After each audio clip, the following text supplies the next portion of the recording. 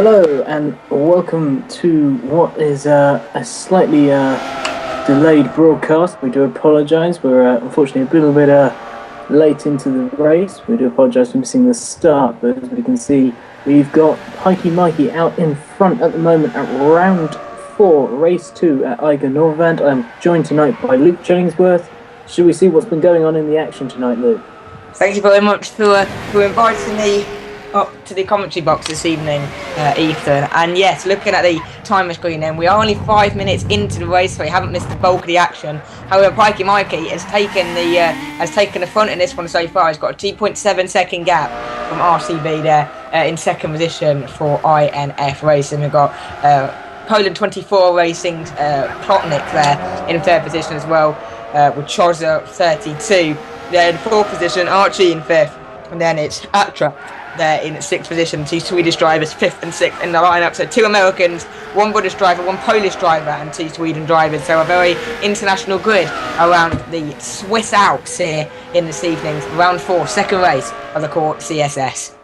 Actually, I'm not 100% sure what's going on here, as it seems that we've got cars in slightly different positions to what we expect. We're hearing that Mikey might be a lap ahead, so he must have been going some way to have pulled a lap ahead in 6 minutes gone of the race or something.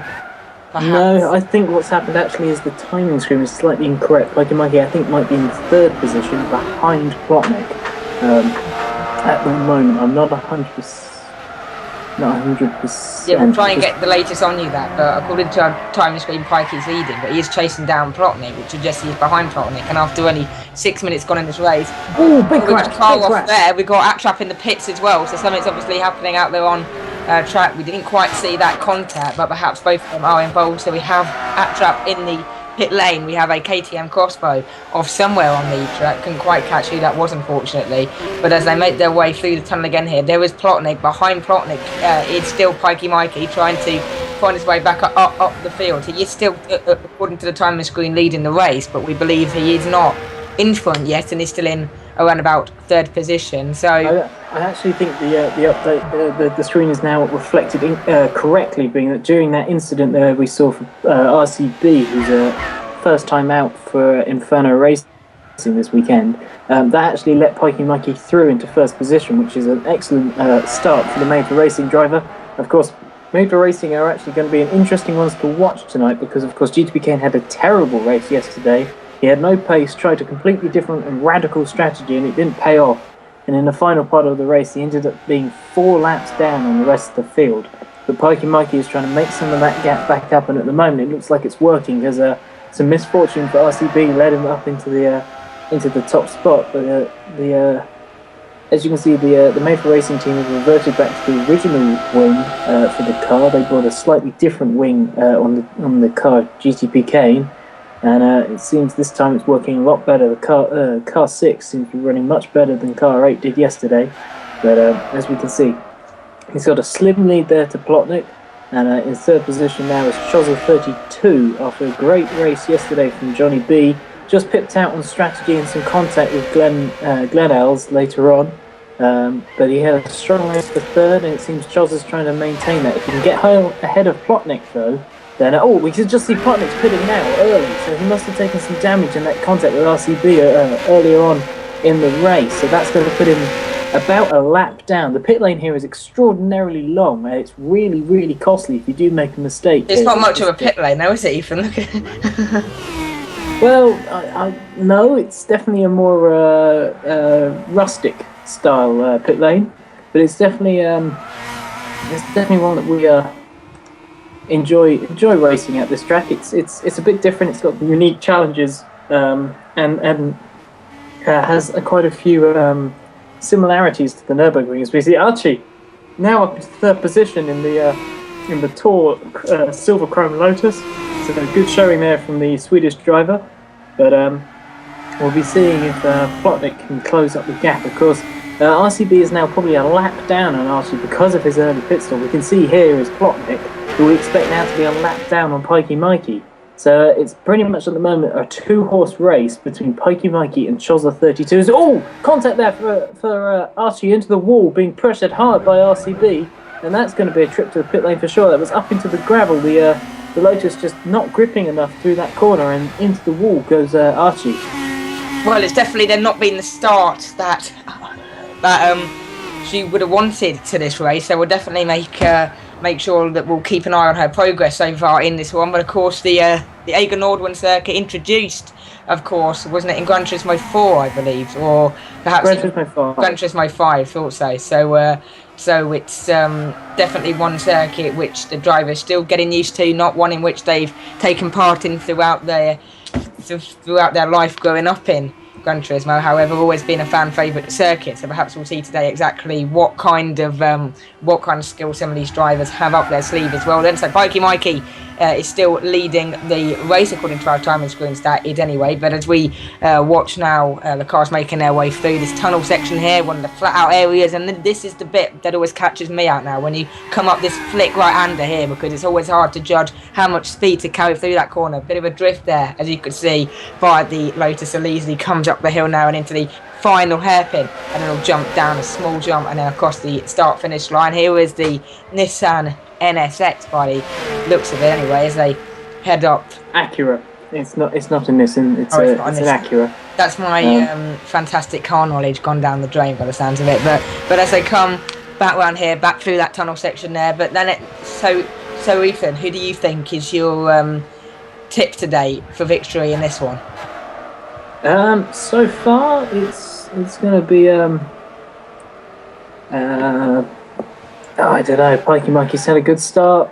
Chozza's there or thereabouts. It's all kind of depends on strategy. Like we saw yesterday, it's a very strategic track. You know, you've got to be able to make up that time you lose from pitting in extra time. As we can see, Pikey Mikey's right on the back of Atrap now, and you know he's put that lap on Plotnik already, and he's trying to claw back about 4 laps that he lost to Kane. Lost when Kane had his misfortunes yesterday. So to put a lap on everyone else so early on, that's really going to bolster his chances of getting the Emperor back up the running order. Of course, Emperor have overall victory in all 3 of the rounds so far. Yesterday was the worst showing we've seen from them all series. So Pikey Mikey's on a bit of a mission today, where he's got to push as hard as he can without making mistakes. This track is really punishing on mistakes, but of course Chozza32 isn't far behind, and if he can keep it on the road, keep it going in the right direction, then he's got a really good shot at maintaining a really good position for CCR, and they could actually, because of the bad start for Atrap and Plotnik, they could be in the lead overall by the time we get to race 3. Well, and that would be very helpful for them indeed. Of course, for those who didn't watch yesterday's race on the live stream, or for those who didn't take part in yesterday's race, the top 3 yesterday in running order, then it was a victory for Gore yesterday with Nico Demis on board that machine. So a great result then for Nico to come out victorious in the first race of the weekend. Then it was a second place finish for Poland 24 Racing. It was GT Planet Lucas. Yesterday he managed to get the victory.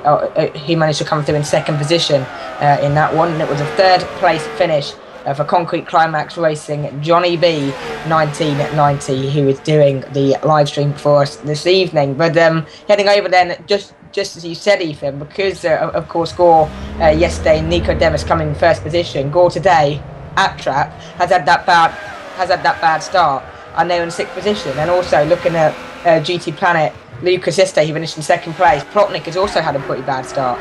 So does this suggest then, just as you said, that with Concrete Climax Racing this evening, Chozza32, of course, they're competing. Where's he lying? Is that in 2nd place? So yeah, Chozza32 in 2nd place. They could take the lead, just as you said, overall, going into the 3rd race, which will definitely be one of their strong points, and definitely something that they'll aim to do and really take the form going into tomorrow's 2-hour battle.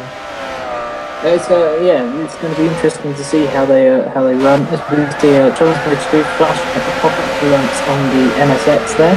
As the closes up to the back of Atrap.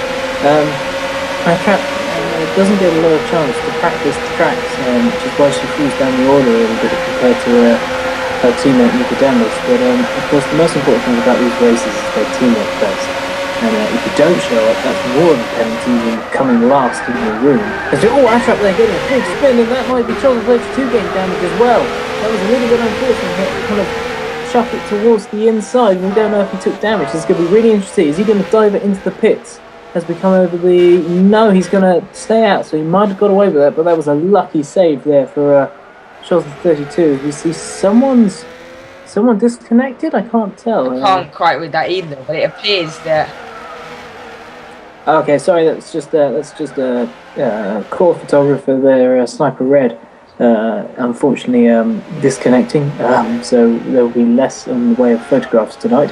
But anyway, well, for Atrap, it's not been the best start so far. She's had quite a few spins now, so perhaps, has she got some damage from earlier on that perhaps she hasn't pitted for, and that may be leading to more spins? Or do you think that she's still kind of just getting used to the track layout, and therefore she's not going to be as quick off the mark as some of the more experienced core runners around the circuit?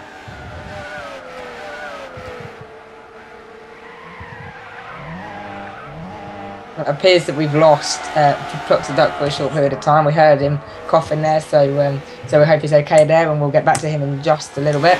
But anyway, at the moment then, we're looking at, this is Atrap now heading down towards turn number 1, over that jump actually, and that jump is very interesting for the drivers, because if you move your car one way or the other, then perhaps that may lead to a very big moment going through that corner, and that could even lead to perhaps missing your correct braking spot heading down into that tight turn 1 corner. So very key part of the lap. Of course, when that lap begins, you go down, you've got the very tight hairpin sections to start off the lap before heading through a very quick section through a tunnel and up the hill to one of the hardest corners. This one, because it's sort of 2 corners in one. You go out and then you cut back in again in that short run to the line. So a very interesting lap here. We now ride on board with Pikey Mikey. So let's just take a moment then to ride on board and listen to the leading driver in this race.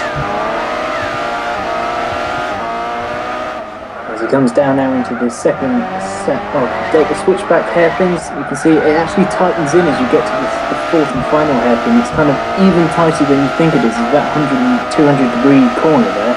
So it's, you get on the power early and suddenly you've got to get right back off it because the corner's sweeping in a little bit. This is one of my favourite corners here, down at the bottom of the hill. It's all about being patient. You've got to stay on that power, but if you overcook it, you will understeer into the gravel and take damage.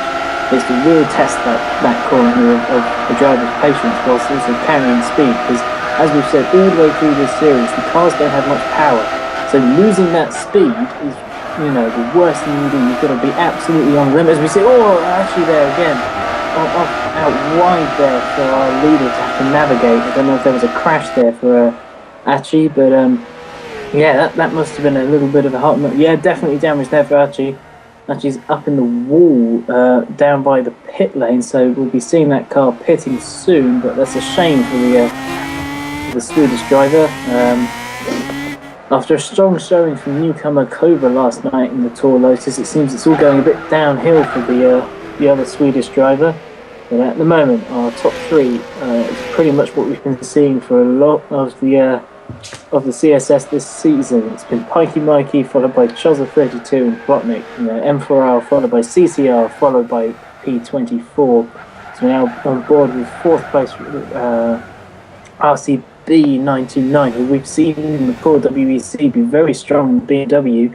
Now coming into Inferno Racing, a team which has really been a surprising package, and RCB is a quick driver, so that's really helping them out, and he's now up into 4th after passing Archie due to Archie's forced pit stop due to damage. And it's been a good showing so far from the American driver. Early this on, is in the pit lane. This is Archie now leaving the pit lane. Sorry to interrupt you, Ethan, but just what I was going to say is, Made for Racing so far have really taken on board this Core CSS Championship and pretty much been the team to beat so far. Yes, it is possible for them to actually win the series this round.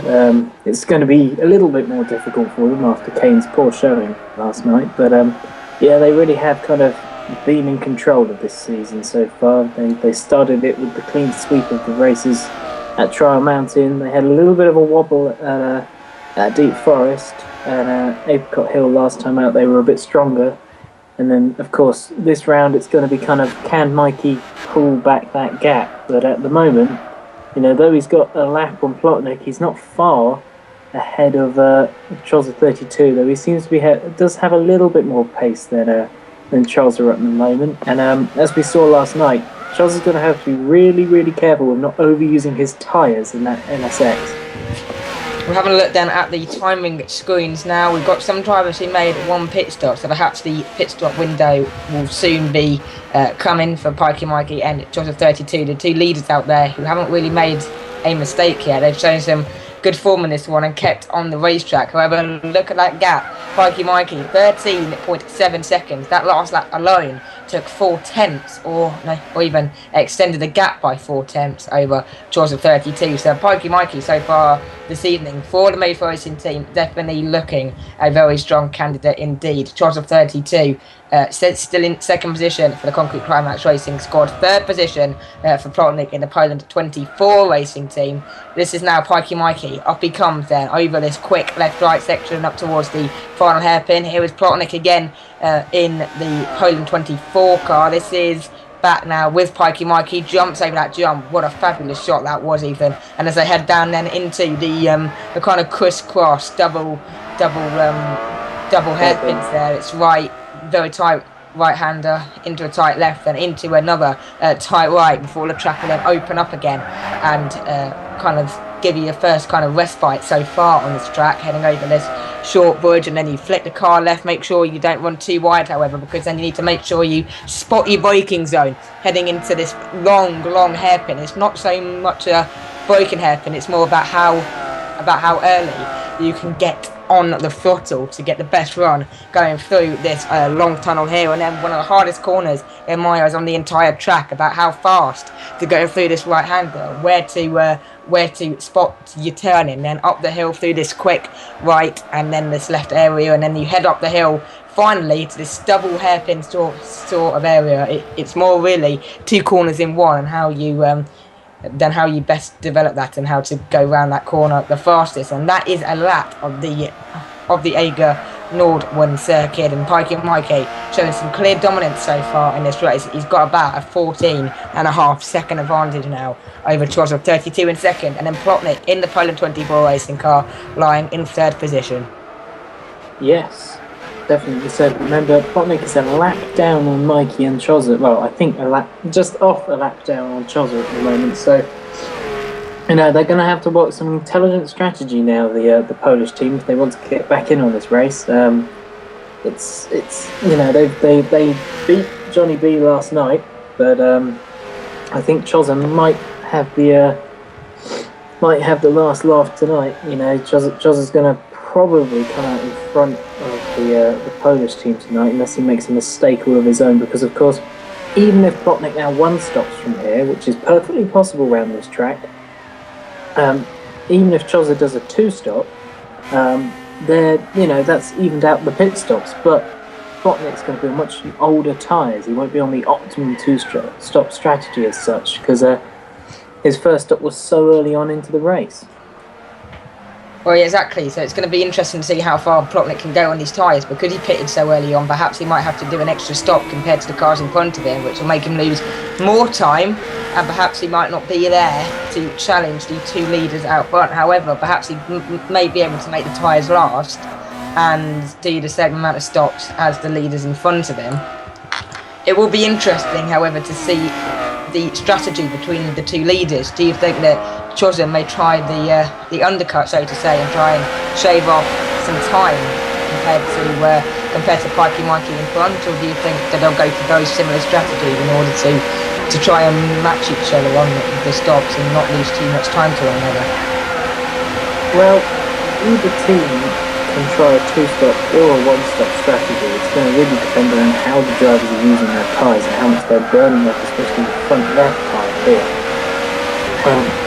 Most of the high-load corners here are right-hand turns. Almost all the lefts are quite slow traction, kind of rear traction based points, the hairpins, all of the left-handers are pretty low in the tyre usage. It's going to be much more about that front left tyre, which is going to be where the drivers need to protect and manage instead of the left-hand tyre. So there might be some aggressive driving in the left-hand corners to try and even up that front wear. As we can see, Chos again flashing up the headlights as he's coming up to the lap. Actually, he's coming up to lap Attrap. So we've got a bit of a coming together of three cars at the same point, all trying to lap each other. And Attrap's going to have to make sure that she doesn't stay in the way of Archie for too long, or she'll be in a blue flag situation. And Archie's in the most difficult position of having to let the car through whilst also trying to pass another car. So this is going to be difficult. As we see a big puff of smoke. Was that perhaps a lock-up and perhaps contact? That was Attrap crashing, I believe. Well, they're getting very close to one another, aren't they? It's not as if they're letting each other through, so to say. As Attrap now heads down here, we've got it appears there that the car of Choza has gone through there. So more to look at in just a minute. We've got a car going very slowly. It's the KTM Crossbow. He's gone very slowly indeed. So what's happened to RCB? They appeared to have run a bit wide there. Did he go through the opening part of the lap? He didn't look too comfortable in that KTM Crossbow. Have you got any more news on it, Ethan? I believe what happened there was Attrap crashed at the top of the hill, which allowed Chozza to go past an Archie. RCB was not far behind either of them, tried to put a move on Archie out of the second hairpin and caught the back corner of Archie's car, causing damage to both cars, I believe. Well, we'll see if he heads into the pit lane this time around. Just in front of him is Chozza has come around to lap these cars, so he's not important in this battle, so to say, at the moment. As they head round, it appears that RCB is not yet diving into the pit lane, so it appears as if he's quite confident out there at the moment. He's going to stay out, yes, so he's not gone into that pit lane. Of course, the pit lane on this track after the start-finish line, you do the small jump and you flip the car to the left for the pit lane, but RCB staying out, and in fact he's closing back up on Chozza. Does he perhaps fancy himself to unlap himself here and get past the British driver in front? Well, he's got the fastest lap so far, so the KTM's been quick. He's just made that early mistake remember. So he's trying to make up for lost time, I believe, but of course would he be allowed to unlap himself? He is allowed to unlap himself. That's perfectly within the rules. He just has to show a significant advantage in terms of pace, so that he won't then hold up. Won't hold up. But of course, Chozza is perfectly within his right to defend the position because he's a lap up. He's not really in a race together at the moment. Chozza's got the benefit of being a lap up, so he doesn't have to get out the way of RCB. Well, yeah, so that's definitely something in which to keep an eye on. Of course, now if RCB passes Chozza here, but then the KTM Crossbow can't get away from Chozza, then perhaps he might then lead to getting blue flag himself and having to let Chozza back past again. So if RCB wants to go through, then he has to do it pretty quickly to avoid himself not getting in trouble with the stewards here this weekend. He has to be pretty convincing on his overtaking. I think he's trying to go down the outside. Oh, he's going to make contact! No! What is he doing? He almost hit the side of the tunnel there as well on the outside, and he almost took himself and Chozza out at the same time as well. So, it's getting very close out there, Ethan, and they're only just lapping each other. This isn't even a battle for position. No, that was that was a far too aggressive move, if I'm honest, from the American driver there. That was possibly a little bit of inexperience there from the American. That's not how we want to see the overtakes to be done. He was never going to win on that. Oh, he's giving him again. Sorry, Ethan. I know he's not quite. That was a sort of a half move there, but perhaps he might be able to find him back on the exit. However, Ethan could, because that was a very sort of malicious move there then by RCB.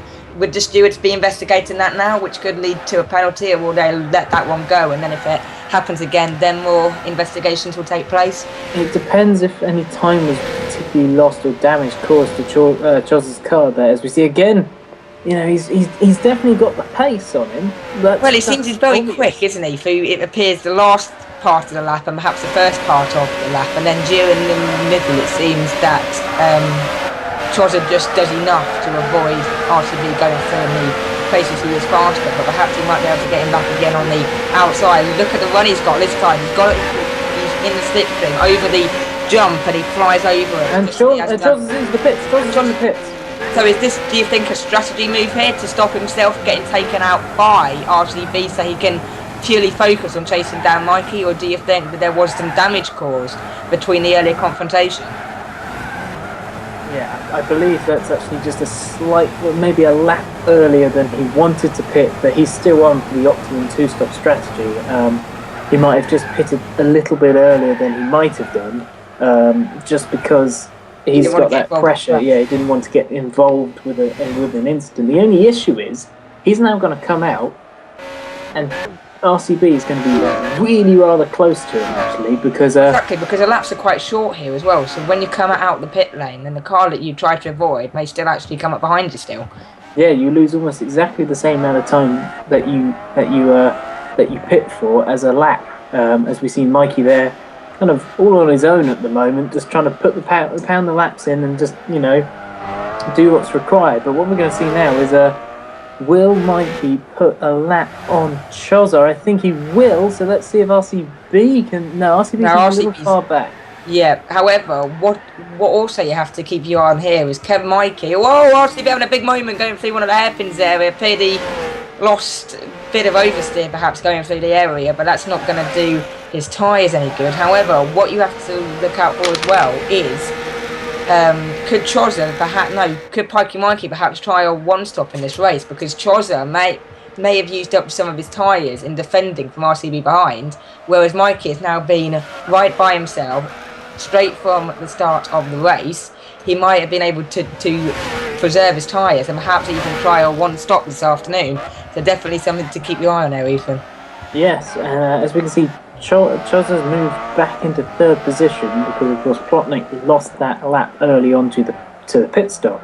So, like I said earlier, Chozza's now got the better tyres than Plotnik's. And Plotnik's only chance is to now do a one more stop from here, so that they both end up with the same number of stops.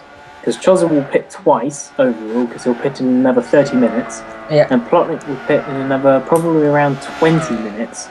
So they're going to be on slightly different tyre life at that point. But, of course, Plotnik has to now defend from a probably much faster and fired up Chozza 32 after that aggressive display from RCB, the newcomer to the Inferno team. But like you say, Pikey Mikey might be trying a one-stop. He's got the space to try it. He's got the gap. He's got the speed enough. And we saw last night Nicodemus pull off the win without leading the race until the final 10 minutes. So and Mikey's out in front now. So it's all about. If Mike's got the lead now, then there's nothing to stop him doing a one-stop. That will save him a minute in terms of pit stop stationary time. I say in inverted commas, because he's going to be on the track for that minute instead of in the pit lane. So as we see Chozza 32 already closing down on GTP Plotnik. He's Plotnik's tyres are going to be, close to 20 laps older than Chozza's, and really, I don't think he can defend this. It's going to be very close between the two drivers. I mean, I don't want to say contact, but it's definitely possible that there may be some contact at some point in this if Plotnik defends hard and Chozza tries to force the issue. Yeah, but will Plotnik force? The thing is though with Plotnik is we know he's a bit of a spare car there in a way, because he still has to make that second pit stop. But therefore, does he have a right to hold up Chozza when he's behind him? Then he won't get blue flagged, but hypothetically he is going to get blue flagged because he realises, does he want to get into a fight with a car that seems to be in a completely different race today. No, I think he definitely wants to be positive. This is for position, and the more Potnick holds up Chozza, the better it is for beating Potnick. Because Chozza's got less time to scamper away on his fresh tyres. It's a good point. So if Potnick can hold him back slightly and perhaps try and force this into the next pit stop, then they will be back on equal terms. However, look, as you can see now, Chozza closing up again, and with the fresh tyres, surely he's just going to breeze past the Polish driver down into turn number 1. They come over the jump now, he's going to line him up and get very close indeed. It's contact almost happening. He's going to go right around the outside and have the inside, of course, for turn 2, and it appears that Chozza has made that new stick. A little bit of contact there, front bumper of Potnick, but yeah, definitely. Like I say, there wasn't really much he could do. That was a nice lined up overtake there for Chozza, and Potnick's tyres possibly letting him down a little bit as not giving up though. It still looks as if he's going to try and fight back here, and then Poland 24 Chozza made a mistake. Heading up towards the hairpin here. He's not going to be able to find it because the traction that Chozza will be getting now on the exit with those fresh tyres will be superior to that of the Poland 24 car behind, and it appears that Chozza has got that position well and truly wrapped up in that one. However, Pikey Mikey out front, he's in dreamland because now he has got the choice of strategy. He could either do the one stop and gamble that it works for him, or alternatively do you 2-stop regardless, knowing you have the margin, and then know that you'll have tyres again going into the last 5 minutes or so of the race. Because what happens if Pikey Mikey 1-stops this race, and then because his tyres are older, perhaps his tyres then fall off the cliff going into the final 10 minutes of the race. Chozza's on fresher tyres, and then starts closing in 1.5 to 2 seconds per lap, and that could really ruin Pikey Mikey's race here. So perhaps it's a very hard one to choose here then for Pikey Mikey. Does he go for the 1-stop and try and extend the margin, or does he play it safe and 2-stop anyway? Well, if I was Pikey Mikey's team boss, I would be urging him to be going for the 1-stop strategy here. We saw Nicodemus make it work from further back than being in first. He made it work from being fourth for most of the race. So if I'm honest, I think it would be a very unwise decision to go with the 2-stop, especially now we've passed the first half an hour of the race. He's kind of made his decision at 30 minutes into the race when he didn't pit and Chozza did.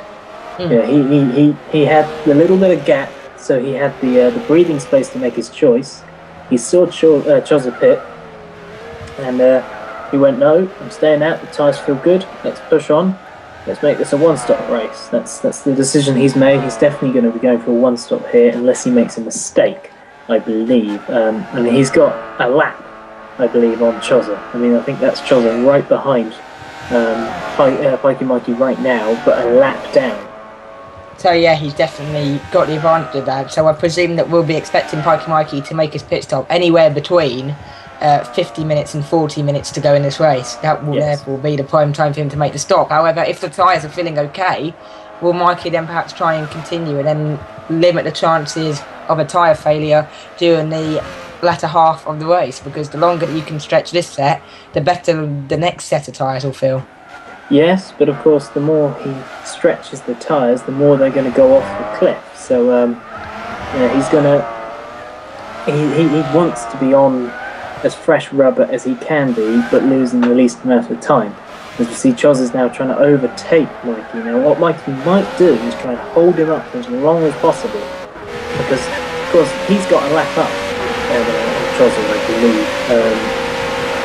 It'd be interesting to see. You can see Chozza's on lap 35. We'll see what lap Mikey's on quickly, just to see, to check. So he is the lap ahead. So, it's definitely going to be, Mikey's decision to see what he chooses to go with. But, if I was him, I'd try and slow Chozza down as much as you can. Park it on the apex a bit, and he does a bit wide through there, but if he can keep the throttle up, he should get a decent run through that corner, because the wide line will give him more momentum on exit. It's definitely going to be close, but you can just see the Mazda's got less speed at the moment because it's got the older tyres. So, Chozza needs to be able to pull. So he needs to have pull about 30 seconds back towards Mikey. He needs to make the gap be 30 seconds by the time he then hits again. Well, if I was Pikey Mikey right now, I would be considering just allowing Chozza to go through here. Because in a way, do you really want Chozza to have contact with you? Because Chozza has been involved in a few instances today with RCB, of course.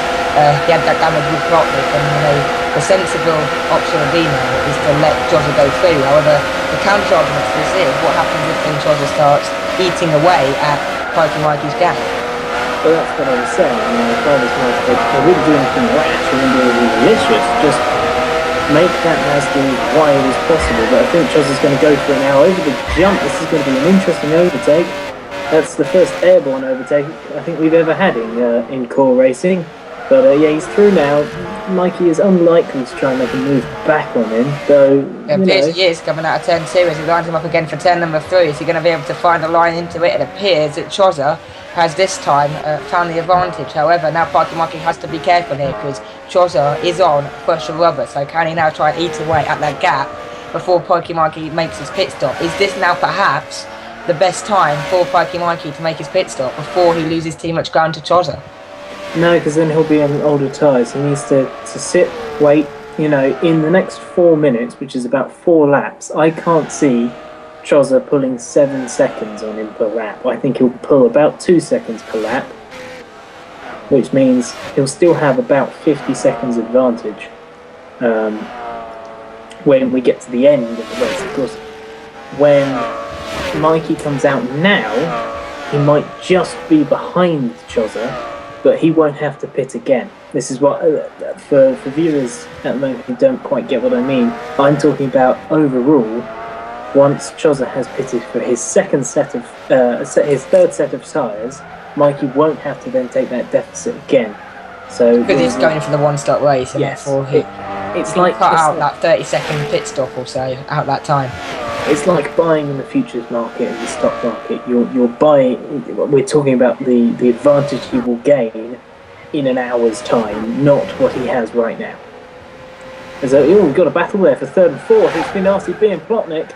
This is an important battle. RCB's managed to close up a lot of time. He's trying to go around the outside. Go around the outside. What a move, Ethan! What a move! He managed to hold the line right around the outside, very similar to what Daniel Ricciardo's been doing in his Red Bull this season. But we haven't seen it in a KTM crossbow so far, but Plotnik isn't going to settle for that. Perhaps he may be able to find a way through if they head up now towards the final few corners and up towards the best overtaking place he has to make it done at this lap. Right here at the hairpin, he's not going to get it done at this time. However, perhaps he may be able to line him back up as they go over the brow and then dive it into turn number 1. But it appears that the KTM crossbow has extended the gap out there to about 3 or 4 tenths, and perhaps that is now the KTM crossbow has got that position, and RCB, then the American driver here racing for INF, but appears to have got through and into third position at the expense of the Poland 24 Racing Plotnik car, who currently lies in 4th.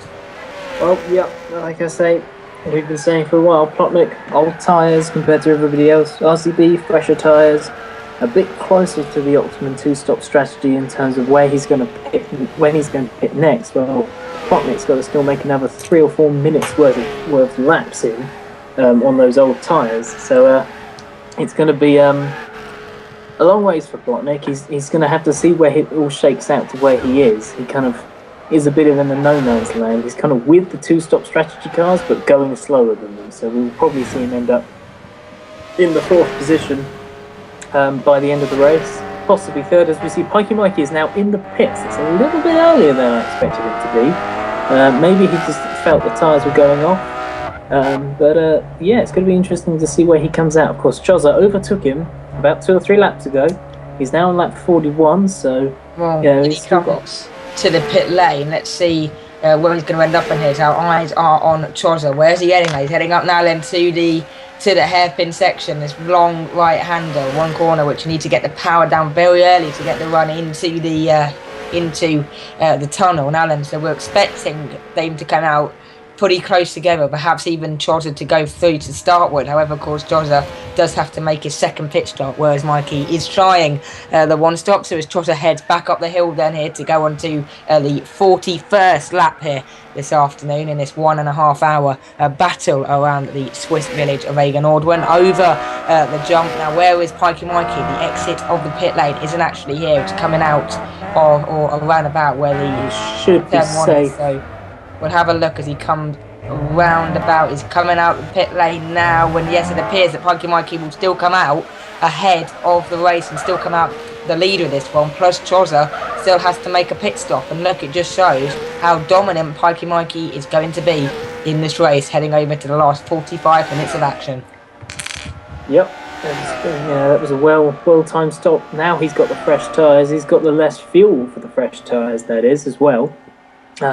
So he should be able to stretch out his advantage over the next 10-15 minutes until Chozza then pits again.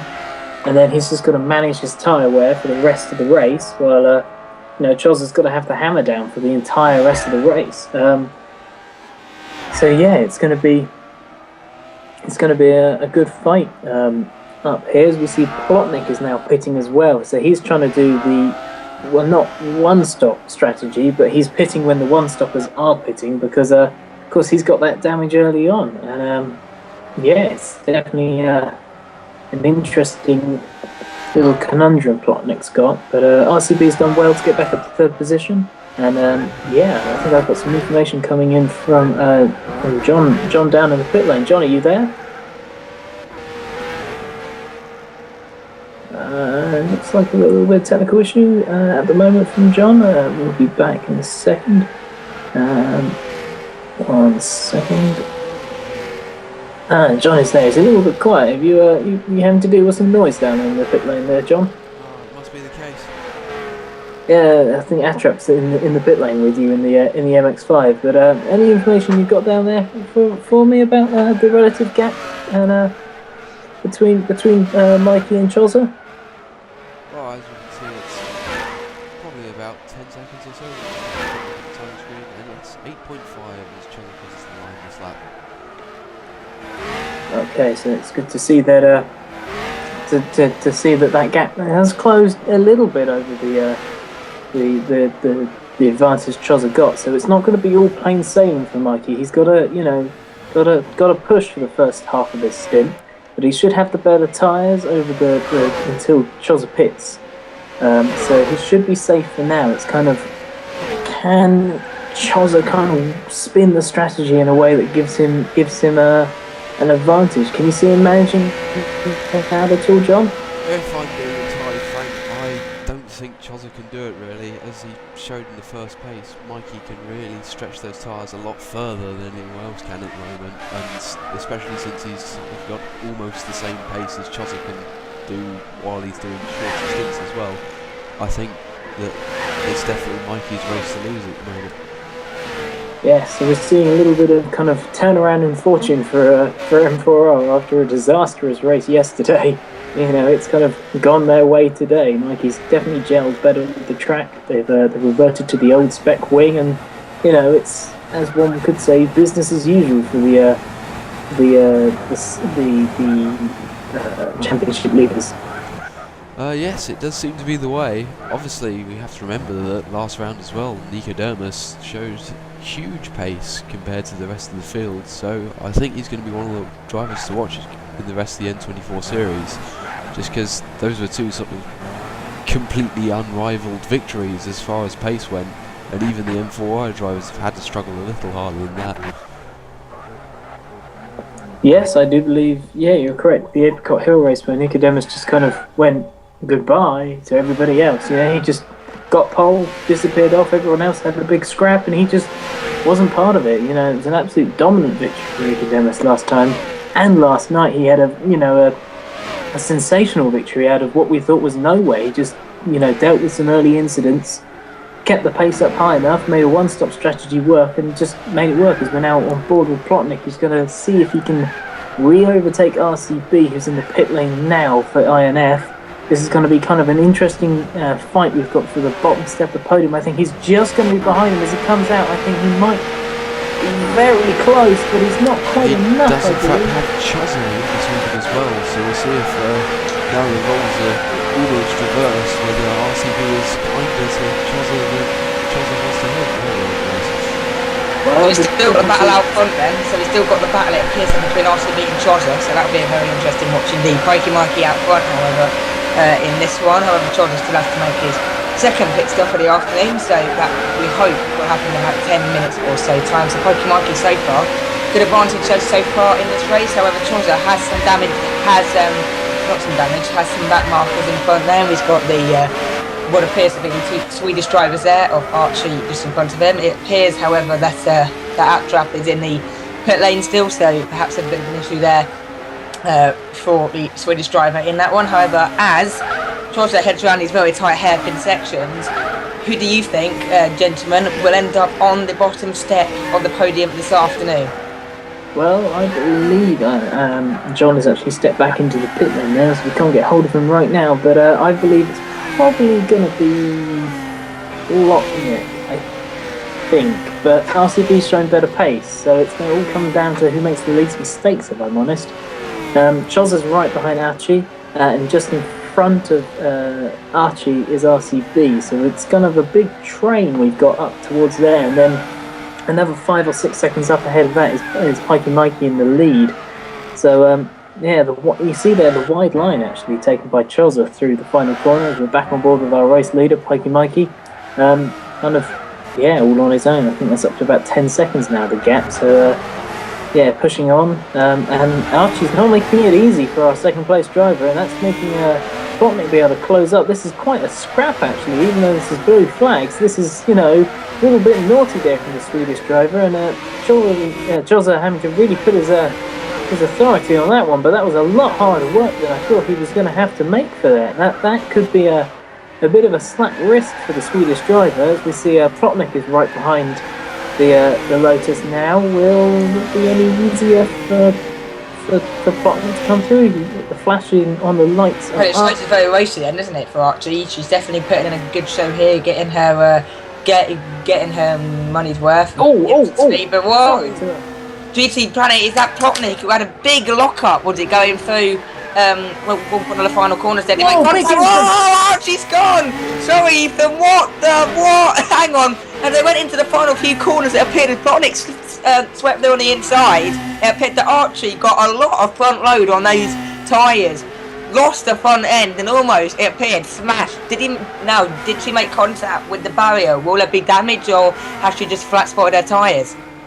Well, I think she got away with no damage, but I think that was as she was trying to give Plotnik the space, as she came onto the brakes, the back end snapped round because the rear tyre was on the dust, and we spoke about this briefly yesterday. The drivers, you know, taking risks there with the dust, but on the braking. Because it's such a short wheelbase on that Lotus, it just flicked round and sent the car well and truly towards the barriers. But if she managed to get away with no damage, then I'd be buying a lottery ticket, because that was incredibly lucky. And that was absolutely a scary moment there for Archie. How she got away with that, I really never know. You know, we really need now to find an on-board shot of her through that moment. That would have been an absolute classic watch. But as we head down the hill again here, then there is Archie. She's had some instances today. However, she must be counting her lucky stars after that near miss, so to say, with one of the barriers on one of the final few corners. So a very heart in the mouth moment there then for the Swedish driver, who's given, it appears, not the easiest time for Chozza 32 or Plotnik, but it appears they've all gone through now, and now there is Plotnik there, currently lying in fourth position, trying to close up on, is that Chozza in front? However, Chozza just come around to lap Plotnik, yes, because Plotnik hasn't yet got past RCB. So Ethan, do you think it's pretty safe to say that Pikey Mikey and Chozza should be good for first and second in today's race, as long as they don't make mistakes? Yeah, I think that's a fair comment to make about the race. The race is definitely going the way of the British teams today. The rest have just kind of had a little bit of bad luck in places.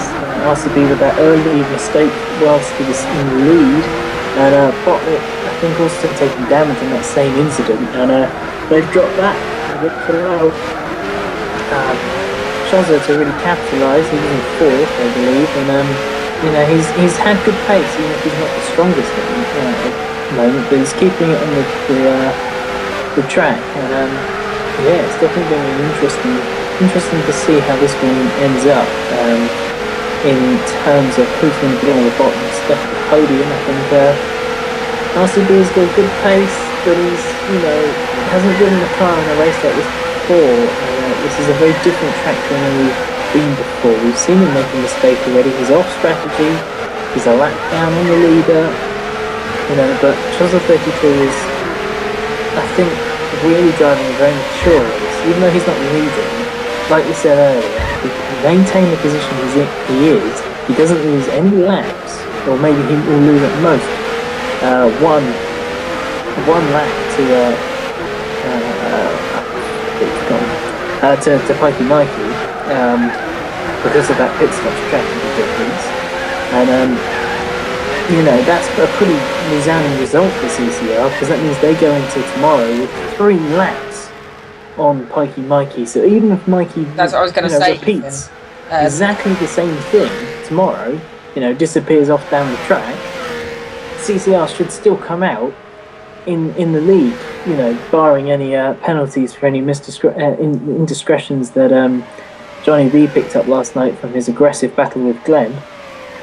Well, yeah, that's what I was going to say. If you look now at, of course, the leaders from yesterday, Gore, with Nico Demas winning yesterday, their highest placing car today is Atrap, who is in 6th position and is in the pit lane and hasn't got out the pit lane for quite a while. So it appears that that's his race over. So that shows that forget the win for Gore yesterday, that is their weekend pretty much ruined. In the person who finished in 2nd yesterday was, of course, Poland 24 Racing of Lucas. He is currently lying on his teammate Plotnik in 4th position. Whoa, hang on, there's a battle out front. This is Chozza 32. Now, Plotnik is close back up on Chozza 32, but Chozza, of course, is a lap ahead. So why are these two battling? Perhaps Chozza has an issue, because it appears Plotnik is right back on at him. And they were, contact, Ethan, Chozza's sideways, what's going on?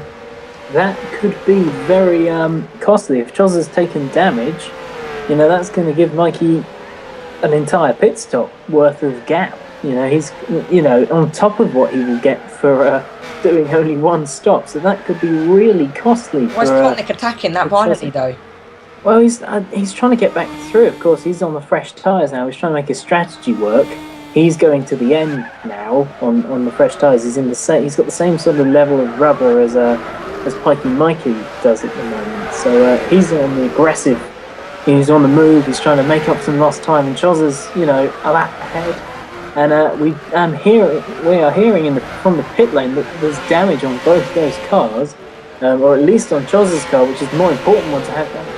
Well, and Ethan, we're just hearing that we can now head down to our pit lane reporter, John Bowes, who's in the pit lane. So, John, can you just tell us a bit about the damage on those cars and what you think this means to Chozza's and Plotnik's race for the rest of the afternoon? Well, I don't know about Chozza's car, but Plotnik certainly, if you watch the car, is crabbing quite violently, so I imagine that's front left suspension damage.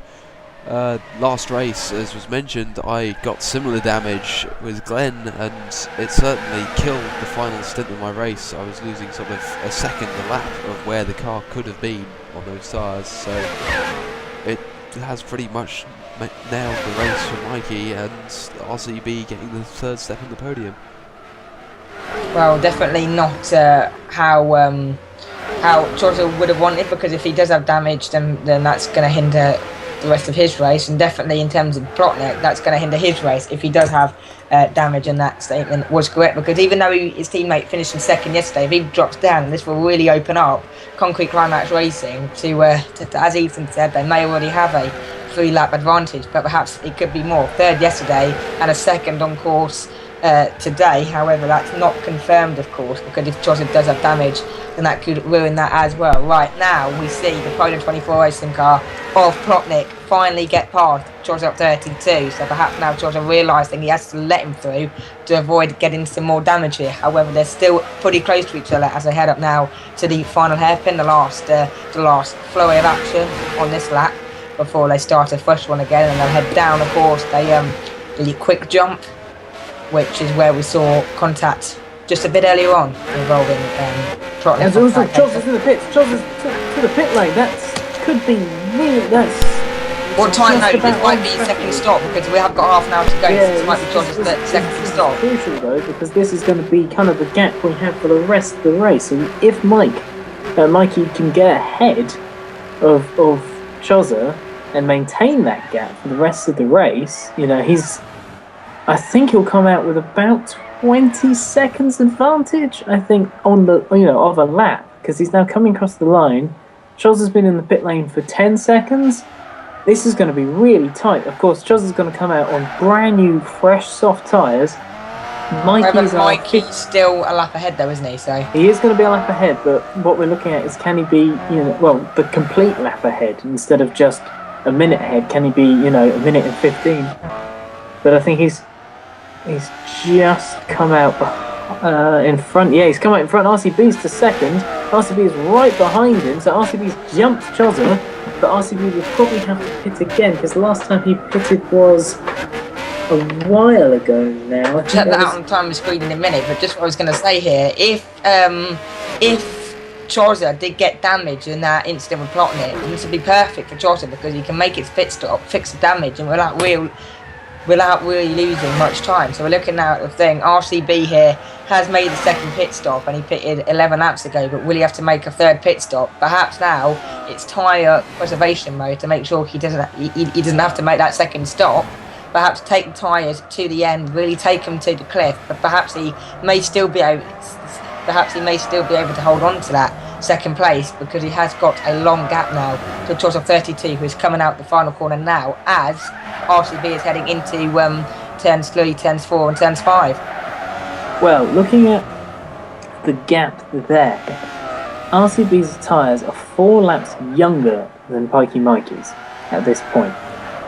And he's closing in on the Mazda driver. He's got the pace at the moment over the Mazda driver, so I'm thinking that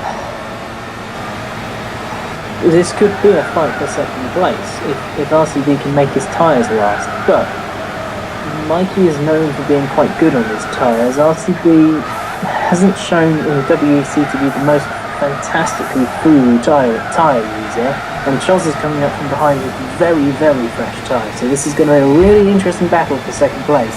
I think, the win is out of question for anybody apart from Mikey, unless Mike makes a mistake.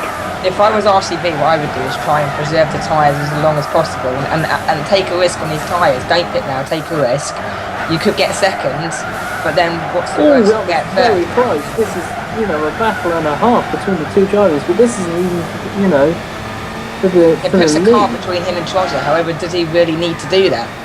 No, I don't know. That was very aggressive from RCB, if I'm honest. That was Well, he's been involved in quite a few incidents today, so perhaps RCB may be the first discussion point on the stewards' Red Book this evening.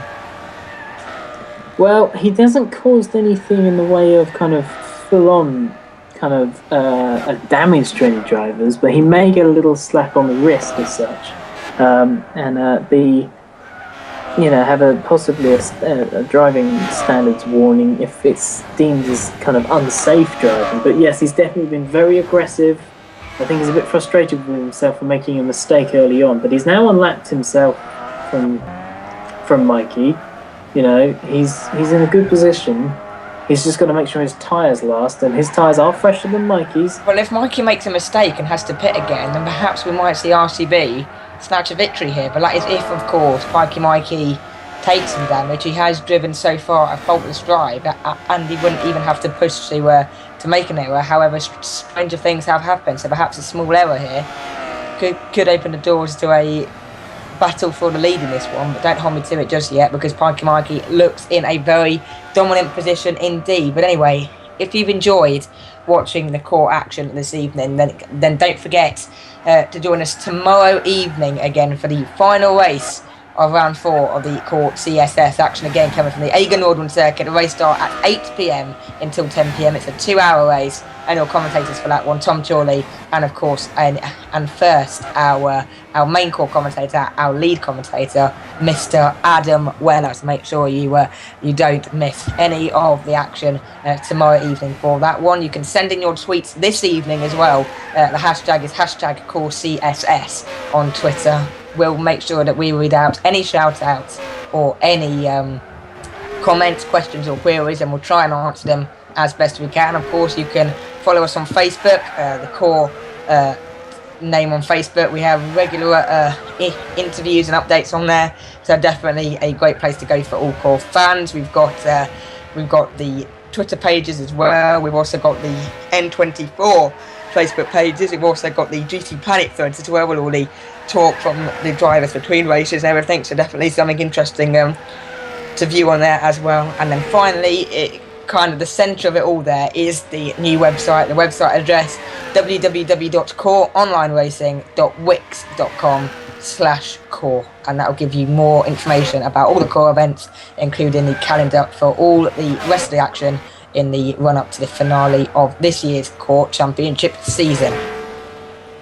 Yes, indeed. We're all over social media, and Chaucer seems to be all over the edges of this track. He's pushing very hard to try and close the gap to RCB.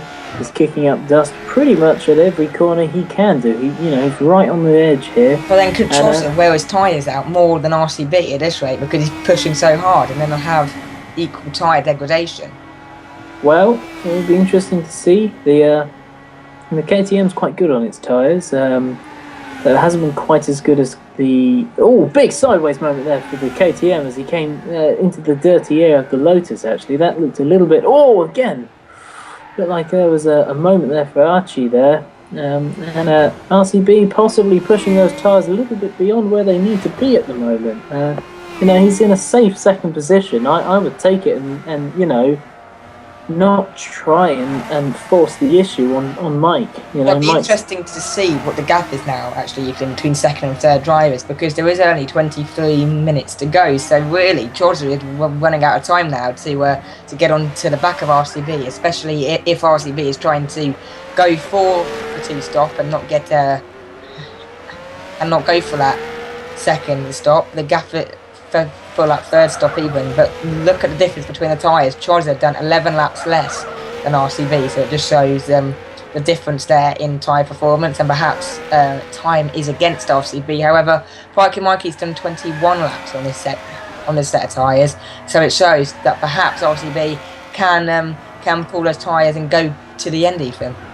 Yes, he's definitely in a good position as Mikey's coming through now. The headlights pop up on the Mazda. And Archie goes back through. That looked like there was a mistake from Mikey a little bit. Oh, we're hearing he kept the barrier on each side. So that could be damage. That could be an important bit of a. And if that's damage, Ethan, then that may be suspension damage, perhaps front end damage to Pikey Mikey. Perhaps that may force the pit stop, and perhaps that may force RCB, who currently is lying second position here, in a good place for second position in the KTM crossbar. Yeah, there's definitely issues car. there. Could that propel him up and take the race lead if Mikey has to pit, or if Mikey's damage gets so bad that he makes more contact and more damage and perhaps even ends his race? Well, I think he's now finally cleared Archie, so we're going to see the extent of that damage. But if I was Mike, I would stay out. He's got 59 seconds on second place, What's the pit stop though? About 40 seconds, do you reckon? Pit stop's around 50 seconds. 55 we're here. So even if he does pit, he could pit now and get out ahead of RCB with fresh tyres. However, it wouldn't be the ideal situation for him. If he takes the pit stop, he knows what he's going to lose. If he doesn't, he's coming to pits. He's got it, right. this race is now turning on its head. This could lead to some excitement heading into the last 21 minutes here. Pikey Mikey in the pit lane. We're looking at RCB. Of course, he will know now. He would have seen the map there, heard from his team bosses that Pikey Mikey has made that pit stop, and he'll be turning up all the fuel modes on his car. He'll be giving everything now out of those tyres, because he knows that if he gets in front of Pikey Mikey, he may have a chance, just a sniff, of claiming victory in the second race of the fourth round of the core CSS right here at the Swiss village of Eger Nordwand. However, the only advantage so far left for Pikey Mikey is he had a 59-second advantage. The pit lane exit is after, 4 hairpin turns, and as well, he'll be on a fresh tyre. So even if RCB goes through, then Pikey Mikey would surely have the advantage with the fresh rubber. It all depends on how fast Mikey can go in comparison. I think he's going to keep the lead. I think RCB's got it. Because of the slow nature of the exit, it takes you a long time to get there. So it's going to be really very close. Where's the black? You'll see him any minute. He's coming out of the hairpin now. Oh! He's coming out of the hairpin and they're coming down. Where is he? Is Mikey gone through? Or is it just RCB? He's just behind him. He can't be, surely. No, according to that shot, it shows that RCB's where are the leaders? Okay, yes, we're seeing RCB, according to our screen, RCB has gone through past Pikey Mikey. The timing screen is saying Mikey's first, but of course the timing screen doesn't update until they get to the start-finish line. So RCB, in the KTM Plus space for INF Racing, leading the way in this one with only, 20 minutes to go in this race. Right, he now needs to make his KTM as wide as possible, stop Mikey going through. However, with 20 laps old tyres than him, perhaps this may be the advantage for Pikey Mikey. He can now take his time and just take as long as he needs to get past RCB in front, Ethan. Well, he knows that his tyres are going to wear out a lot slower than RCB's. It's a bit of an exponential sort of wear rate. Once you're around 6 on the front tyres, getting to 5 takes a lot less time than getting from 10 to 9 does. So I think if he keeps his head and keeps his cool, he should get this back. The timing screen won't change. For some reason, it's locked itself with Pikey Mikey in first, but actually RCB is leading this race at the moment. They're really, really close. This is, great action. And, it's a shame for Mike that incident came so late after such a great run and, trouble-free. But, RCB's done good to get back into this, and it's going to be close. And of course, we haven't even talked about Chozza, who isn't far behind and is on fresher tyres than RCB.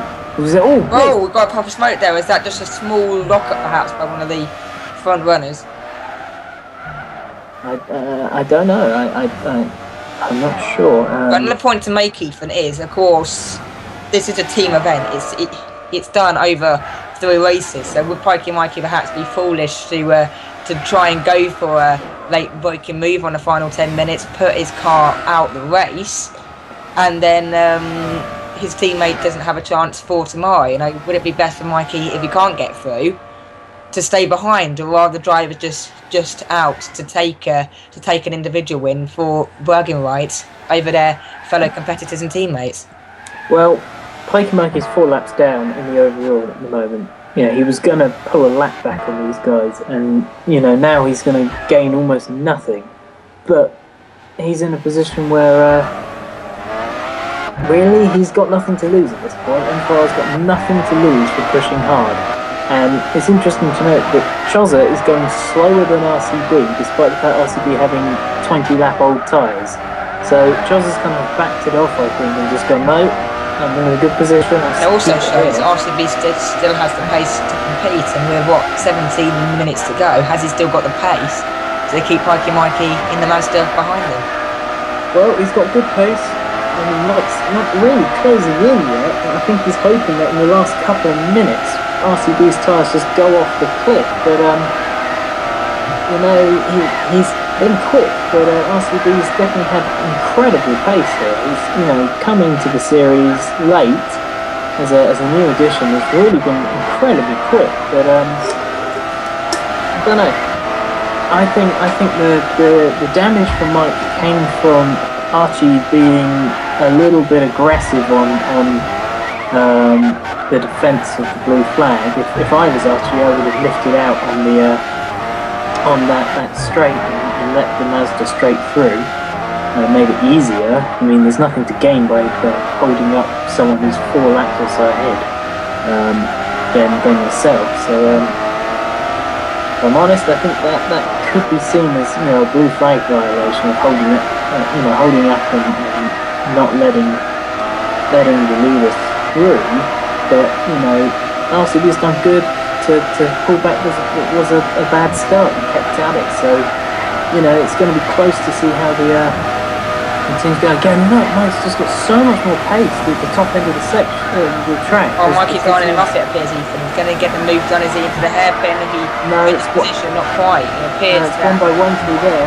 Mikey seems fast coming out that hairpin where he needs to get the power down and get the grip from the tyres. However, in the slow bits, heading around turns 1, 2, 3 and 4, it appears that just about RCB can just hold on to it. Yeah, that top double apex right-hander isn't an overtaking spot because of the cutting from the track. At that point, there's nowhere through. That's why Archie and Mikey had that issue earlier, because that is not. But this is where a good overtaking spot is. Can Mike try and go around the outside? No, we saw RCB go around the outside earlier, so yeah, well, it's close. But the advantage the Mazda has is through here. It's up through the stretch. He's going to have to kind of get the move done kind of earlier than he was trying before. But RCB is defending it hard. It's gonna kind of require something a little unorthodox from the Mazda driver, and it's going to be an interesting one to watch. Do you think, Ethan, that if this battle went down to the last lap, would Mikey Sorry to cut over you, but I think he's going to make the move now. He's got it over. There he is, bang! The second aerial overtake for the core history there, right there. And a little bit of contact there. He's gone back to the exit turn 2. Is he going to be able to get the move stick? And at the outside over for turn number 3, so Mikey should just slot right back through again. Yes, and now it appears, is he going to get him back? No, it appears now that Mikey will have the ability now to just drive off in front.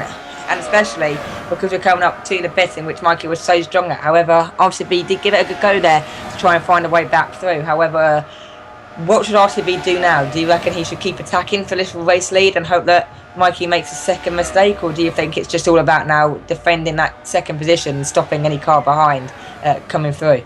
Well, so far, Mike's only mistake has come at the hands of having to get through that traffic. On his own, he's been pretty much faultless. If we're honest, he's driven, a pretty flawless race. And RCB, I don't think the car's got the pace now. It's very quick, but he's probably better off staying where he is and gaining a load of overall team time. He might even come out of this on the same sort of level footing as CCR, so they may end up being very close coming into the third race. The only disadvantage, of course, for INF is the third driver for CCR is Mentor89, who's been setting some searing pace in the NSX, and it's going to be it's going to be difficult for them to close in, but the gap will be around 30 to 40 seconds between INF and CCR. So if Mentor has a bad race, all it takes is, looking at that logic, if Mentor has to pit off strategy, that could be all the gap there is. Or if there's a penalty applied to Johnny B after the incidents in that race, that could, close it up. It's all going to come down to, tomorrow's race and any penalties given, so it's going to be really close. Well, exactly. It's going to be interesting to see how the overall team standing will fit in, especially after tomorrow's race as well. You don't miss tomorrow's race, 8 p.m. On the live stream for you as well. Tom Chorley and first Adam Weller will be your commentary team for tomorrow's race, the final race of round 4 of the Core CSS Weekender as well. Can Made for Racing clinch the title this weekend? What's the latest on that standing as well, Ethan? Can they still clinch the title this weekend, or is it more likely to go down to the next round of the championship? It's probably likely to go down to the final round. It's going to be a pretty much impossible for the M4R team to take it around early now. They needed to be at 40 points, well, 41 points they needed. They need to definitely take the championship, and they were on 30 this round. So if they got to 40 and P24 were on 30 points, who were the closest challengers at this point, then they definitely would have won it. M4R needed to win this round. If they get 6 points and we have a bit of a mix-up in the order of where everyone should be, they could take it early, but they're definitely going to be in the strongest position coming into the final round. It's just going to be how it ends up. This is a bit of a hard one to call at the moment. Everyone's been good, everyone's been bad. All the teams have had strong showings. You know, last night M4R had a terrible showing, and Gore won this night. M4R in the lead, Gore in the pits. You know, it's been a topsy-turvy race weekend, and it's going to only get even more so next time out, as we see Mikey trying to lap P24. Oh, was that contact right there? Could that have been race-changing contact? Well, again, this contact again. Is that Plotnik and Pikey Mikey again? Didn't they make contact last time? No, it was Archie and Archie. Yeah, sorry. Yeah. So Plotnik this time getting involved with Pikey Mikey. Now, Pikey Mikey, there really is surely no point in pitting now. Even if his car was completely damaged to the 3 wheels or whatever, surely you would try and limp this one home with only 9.5 minutes to go. No, if he got more damage now, it'd be worth just pitting, especially if it's that much damage. You know, he could make it if it was just one wheel, but he'd lose a lot of pace, and RCB is not far behind. But if it's 3 wheels, take the pit stop. I don't know. I don't know if that was contact or a little bit of a lag spike on my screen, because that was, you know, again, the back markers have been a little bit over aggressive again. I think there may be words from the stewards. You know, if you're on blue flags, you see, look, he just let RCB straight through. So maybe there's a little bit of a favouritism there from the P24 driver, possibly, because he just let him straight through that time, and Mike wasn't, you know, particularly. I think he's trying to spice it up on purpose to create a crescendo ending for us here in the commentary box. Don't know what his motivation is to be a little nicer. Oh, that Mikey got it! He spun it! He spun it, Ethan, with only 8.5 minutes to go. Oh, it's actually, we're hearing it looks identical to Pikey Mikey, so sorry there that we got a bit overexcited about that, but that did look as if it was the current race leader, Pikey Mikey. He will instant, however, it is Archie, so don't worry. Yeah, it was a little bit enthusiastic there. I was just about to say, oh, it looks like someone spun. So yeah, I'm not quite sure where Mike is right now. I think he's got a little bit of a gap, but yeah, I don't know. It's been an interesting race between everybody. Mike's kind of led it almost entirely on his own. Had a little bit of an issue later on with the back markers, and apart from that, driven the race he was trying to do all the way through. RCB. Good start to the race, made a mistake, had fantastic pace, got it back into second, but didn't quite have enough to overcome the issues for Mike. Choza, good returning race, you know, fairly strong. Nothing didn't set the world alight, but it's been thereabouts, done enough for the team. I think he's a perfectly worthy 3rd place. You know, done what he's needed to do. Plotnik. There's a driver who might be kicking himself. Made an early mistake and never really recovered from it, if I'm honest. Kind of just couldn't do anything with the strategy because it was such an early pit stop that just hasn't been able to have pace because he's just had old tyres all the time. Well, we've seen in the past with different core races that even if you make one mistake, then you can always fight it back and perhaps even challenge for a victory. However, because Plotnik's mistake ultimately changed his strategy around, it proved too costly for him to be able to get amongst the front boys this afternoon. Yeah, it's kind of like you say. I think it's definitely kind of ended any chance he had of taking the race victory. And think about it, earlier on he was second, and it was that early contact with RCB when RCB spun it at the first bridge that yeah, it kind of, that was it. And that was his race kind of in 10 minutes. You know, he hasn't had the pace of RCB to make it up. He's been consistently slower than RCB, who's kind of run back through the field and made it work, and Plotnik hasn't. And say what you like about that, you know, that's one for us to examine later on. But RCB, fantastic showing. This time out, first time out for INF, and he's definitely going to be a strong addition for their N24 team. Well, yeah, that will definitely be an interesting watch. The N24 coming up in, I believe, February, Ethan, am I right in saying? Yep, the last weekend of February. We'll be looking forward to that. February the 28th, March the 1st, and March the 2nd. I'm guessing it's that weekend. I'm not 100%. I've just had a little bit of a... yeah, I am correct with that. Sorry about that. Yeah, so we'll be seeing the race. And I'm also right in saying that you can catch the full 24 hours live on the live stream. Yes, we'll have uninterrupted coverage, hopefully, of the N24 until we get a disconnection issue and then the stream goes off. But we'll try our best. Well, don't curse us. Hopefully, the servers will be kind and we won't have any issues. But the plan is to have uninterrupted coverage, and over the coming month or so, there should be a spotter's guide coming out in digital and hard copy. For all the information you'll need to know about all the teams, all the drivers, their cars, and of course, core. Definitely interesting to keep your eye out for that. That will, of course, be posted, I believe, on the Facebook pages, possibly even on the website as well. So make sure you keep your eye out for the Spotters Guide to the N24, the main event for the core series, of course, and the full commentary team will be on hand that evening, or right through the evening, right through the weekend, to bring you the fullest coverage we can of the Never in 24 hours on February 28th. Yes, it should be an action-packed weekend. We'll have a full race program, not just the N24. There should be some other series having their finales at the Nürburgring. I think we'll be having the FGTA Renault Megane series, our partners, also having their finale in the morning of that. We hopefully will be able to invite back the Menace Drift team. They put on a fantastic display last year.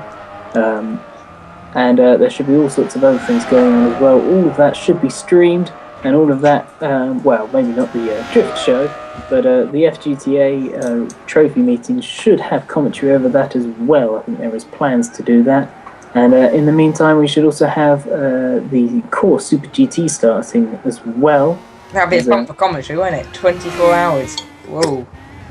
Yes, we're looking forward to that. We'll have the whole commentary team behind that, all the journalists working around the clock to bring you all the information, all the commentary, and of course all the action from the N24. But the action right now, we're looking at Achi, who's had a bit of a disappointing race, really. A good start, but kind of just had issues throughout the race. The car hasn't looked, if I'm honest, brilliantly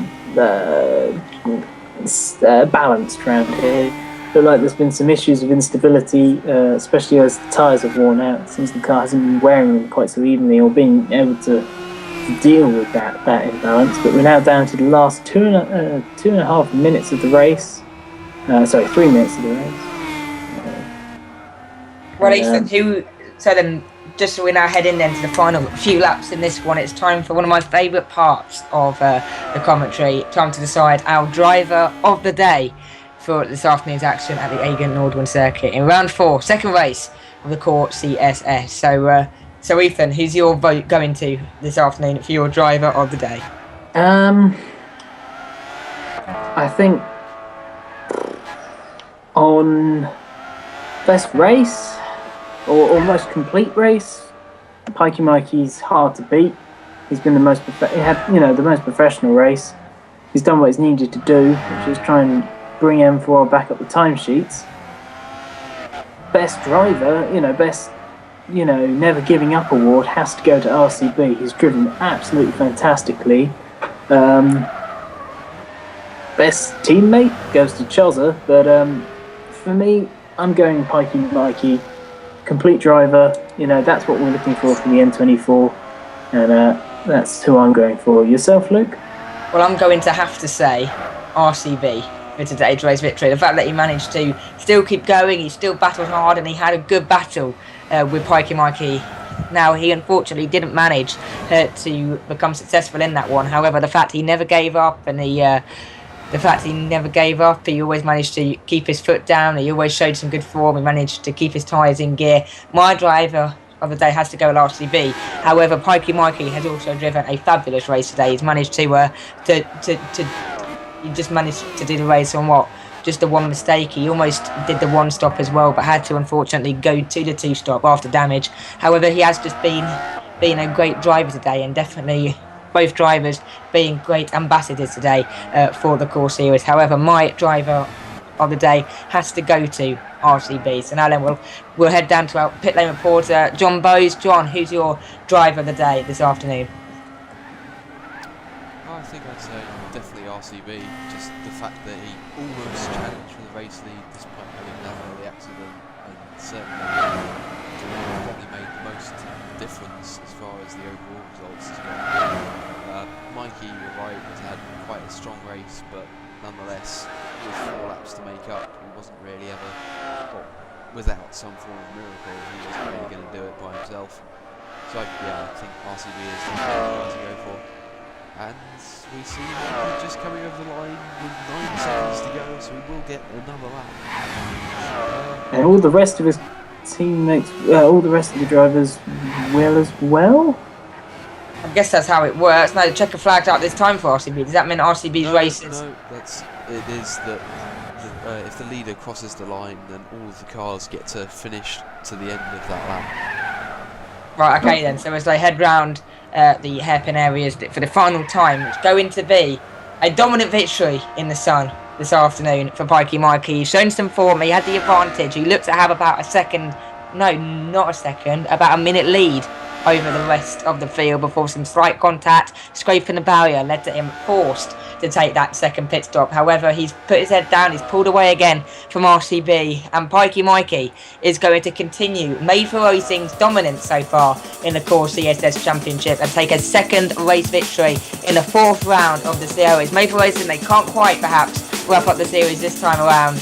However, next event they will be there to take victory perhaps in the core CSS Championship. Pikey Mikey gets a small slide as he comes over the hump, but he has crossed the checker flag to win the second race of the 4th round of the core CSS. Pikey Mikey, the winner here today. Second position over line then for RCB for INF Racing. So a great result for RCB then in the KTM crossbow there as well. And then coming out or coming now into the tunnel for the final time, it will be Chozop 32. He looked as if he could take the fight earlier on to Pikey Mikey, or even to RCB for second place at least. However, some small issues himself has led to him just scraping that 3rd place on the podium this afternoon. He is still, however, on the podium, so a great result for Chozop 32 then for Concrete Climax Racing. And because of his rivals' issues in today's race, Concrete Climax Racing, it appears, will take the lead going into the final race of the weekend tomorrow, and will firmly look on course to take victory overall as well. 4th across the line is Plotnik for Poland 24 Racing, and then the final car to finish today's action will of course be Archie. The Swedish driver will come through next time around for TOR to come through in 5th position, and unfortunately Atrap never managed to finish, retiring about 30 to 40 minutes ago, Ethan. Yes, Atrap managed 20 laps, so actually probably... Yeah, a bit longer than that actually. Yeah, 60 laps ago for Archie, that is, so that was 65 laps. But Pikey Mikey, did what he set out to do, came from the back, took the win, made the strategy work, had that late bit of damage, but overall, you can't really ask more from that, can you, from the position they were in, No, go out and win the race. Yep. So a great result then from Pikey Mikey. He'll bring the Mazda back into the pit lane, and he'll look now on course, Ethan, for victory overall for the Concrete Climax team here at Egan Nordrund. Yep, Concrete Climax move ahead of Gore, and of course Reaper Racing not here tonight. So it's definitely you know, CCR got quick driver in man, so tomorrow possibly INF can sneak a victory. Who knows? But you know, great drive, great battle we're gonna have tomorrow. I'm gonna be watching the stream. I'm guessing you're gonna be watching the stream, Luke. Of course. And it's gonna be just a fantastic bit of yeah, it's gonna be great to see. Anyway, we're gonna be wrapping up now. We've got to head off. Thanks very much for watching tonight, and yeah. Before we go, I would just like to dedicate on my behalf tonight's show to unfortunately my best friend, Richard Shaw, who passed away about 3 years ago. It's his birthday today, so happy birthday, happy 18th, Richard. This show on my behalf is dedicated to you, and I hope you're doing alright up there. But on behalf of all the core team, thank you very much for watching. Until tomorrow evening, goodbye for now.